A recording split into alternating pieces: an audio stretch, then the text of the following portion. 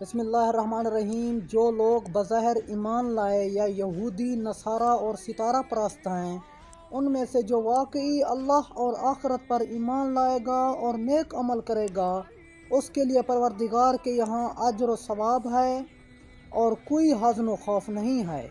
اور اس وقت کو یاد کرو جب ہم نے تم سے توریت پر عمل کرنے کا عہد لیا اور تمہارے سروں پر کوہ طور کو لٹکا دیا کہ اب توریت کو مضبوطی سے پکڑو اور جو کچھ اس میں ہے اسے یاد رکھو، شاید اس طرح پرہیزگار بن جاؤ۔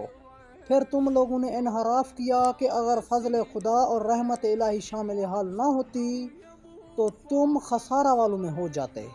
کیا تم ان لوگوں کو بھی جانتے ہو جنہوں نے شمبا کے معاملہ میں زیادتی سے کام لیا؟